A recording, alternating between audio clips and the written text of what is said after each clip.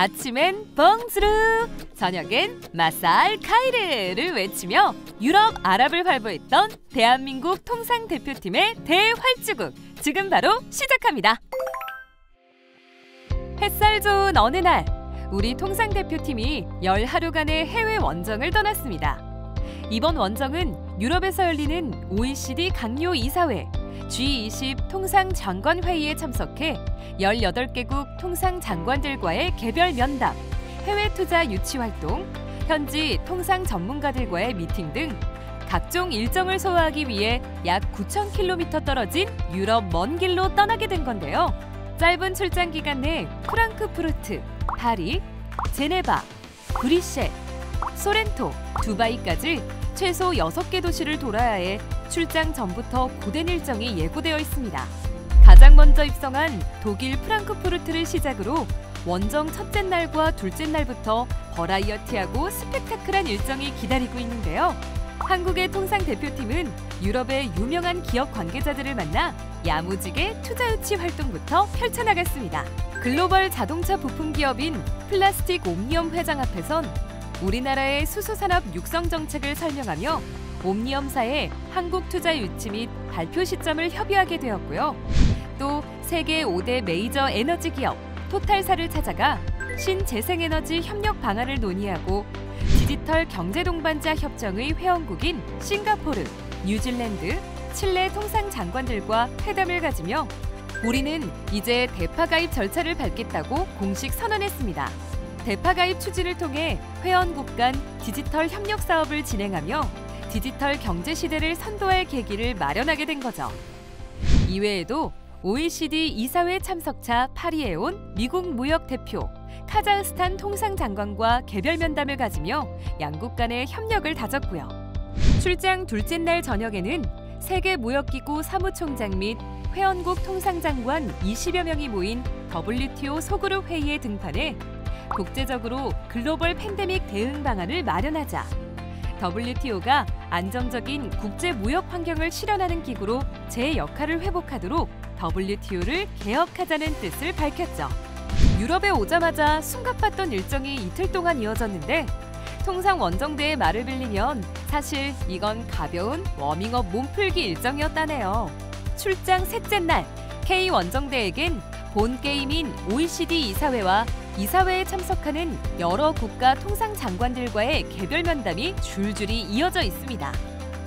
우리나라 통상 분야를 대표하는 여한구 통상교섭본부장님은 캐나다, 헝가리, 프랑스 장관과의 개별 회담을 차례로 클리어하고 45개국의 통상장관들이 모이는 OECD 이사회의 통상 세션에선 노동자의 인권, 공정 경쟁 등 다양한 글로벌 통상 이슈에 대한 우리의 입장을 밝혔습니다.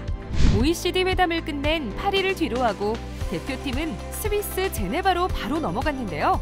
국제도시 제네바에선 세계적인 통상 전문가들과 언론, 학계와의 만남이 예정되어 있습니다. 10월 7일 오전엔 제네바에 본거지가 있는 세계경제포럼의 회장 클라우스 슈밥을 만나 팬데믹 이후 핵심 화두인 백신, 기후변화, 디지털, 공급망 이슈에 대해 논의했습니다. 글로벌 지식 교류의 장인 세계경제포럼의 창설자인 슈밥은 4차 산업혁명의 개념을 주창한 석학입니다. 제네바 대학에서 통상교섭본부장이 스페셜 강연자로 나서 다자 무역주의 하에 한국의 지위를 주제로 특강을 했습니다. 한국이 무역을 통해 세계 10대 경제대국으로 성장한 스토리를 이야기하는 강연이 끝나자마자 학생들의 열띤 질문 공세가 이어져 통상교섭본부장이 진땀을 빼기도 했습니다. 현지 통상 만렙 전문가들과도 오찬 만차를 가지며 1박 2일의 짧은 제네바 출장을 마치고 벨기에 브뤼셀로 또다시 슝 날아간 통상 대표팀. 브뤼셀에선 유럽연합 주요 인사들과의 통상, 보건 백신, 경제, 분야별 미팅 일정이 분단위, 나노 단위로 짜여져 있습니다. 유럽 언론과의 인터뷰를 필두로 업무가 시작된 8일에는 한이유 통상정책 포럼에서 찐 통상 능력자들과 최근 통상 현안에 대한 의견을 나누었고요. 요즘 통상 이슈 중 가장 핫하고 시급한 백신과 관련해 우리나라와 유럽의 백신 기업 관계자가 참석한 비즈니스 라운드 테이블을 가지고 백신 협력 협약 체결식을 여는 결실을 맺었습니다.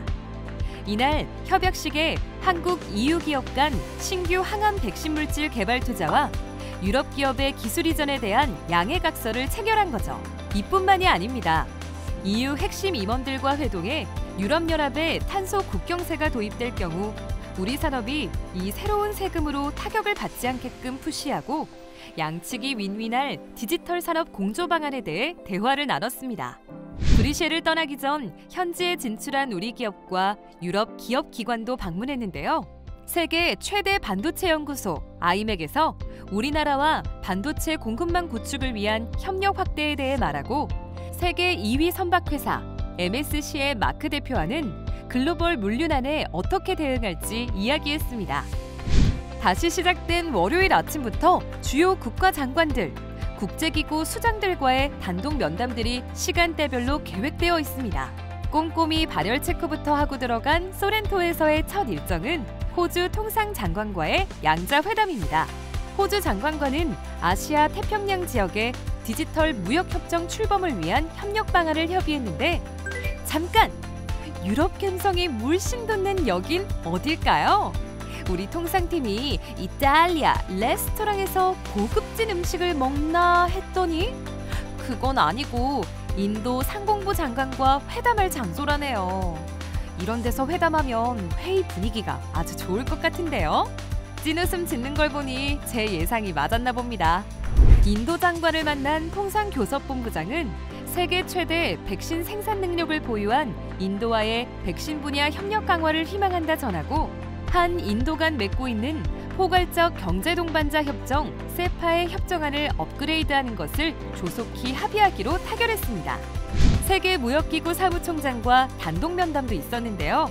본부장과 사무총장은 WTO가 글로벌 무역 시장의 자유와 평화를 지키는 핵심 기구로 발전할 방안이 무엇일지 논의하는 시간을 가졌습니다.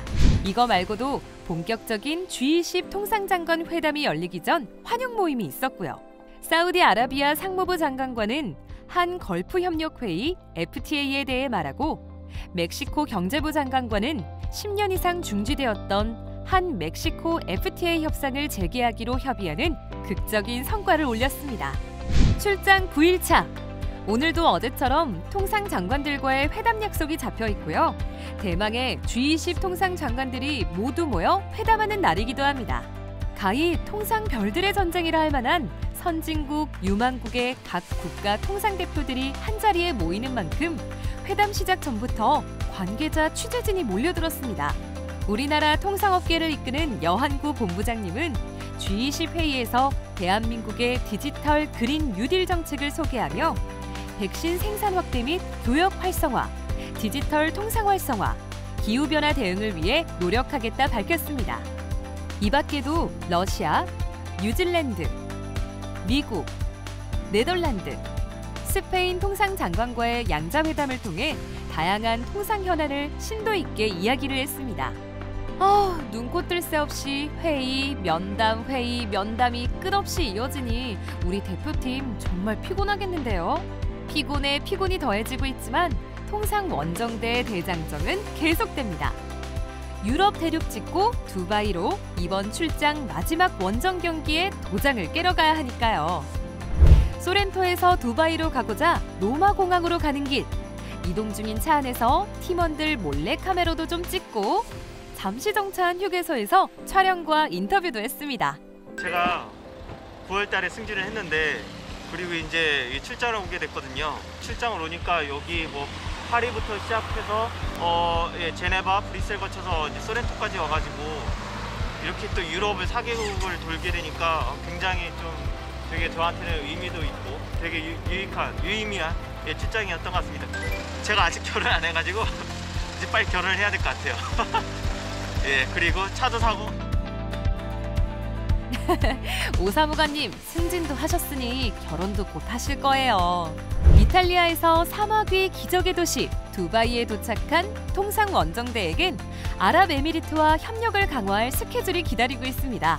먼저 K통상팀은 아랍에미리트 통상장관과 만나 세파 추진을 공식 선언하면서 양국 간의 무역과 투자를 더욱 강화할 수 있는 계기를 조성했는데요. 두바이 현지 언론에선 이런 대한민국 통상대표팀에 높은 관심을 나타냈습니다.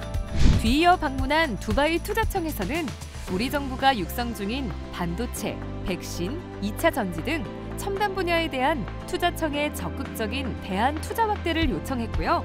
아랍에미리트의 저탄소 녹색 도시 마스다르 시티도 찾아 친환경적으로 조성된 도시를 둘러보고 자율주행차 시승도 했습니다. 와, 요게 바로 자율주행차인데 운전자 없이 차가 운행되는 게 신기반기하네요. 본부장님, 저도 타고 싶습니다. 다음 출장 때 저 스봉만두 꼭 데려가 주세요.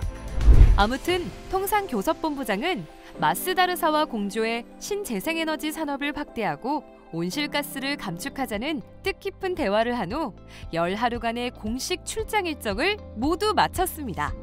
과연 이게 열흘 남짓한 기간에 할 수 있는 스케줄일까 싶을 만큼 열일하고 또 열일했던 통상대표팀. 고된 일정이었지만 유럽 아랍 한복판에서 통상강국 코리아의 위상을 확인할 수 있었다네요. 그럼 통상대표팀의 네버엔딩 해외 원정 스토리는 앞으로도 계속됩니다. 쭉!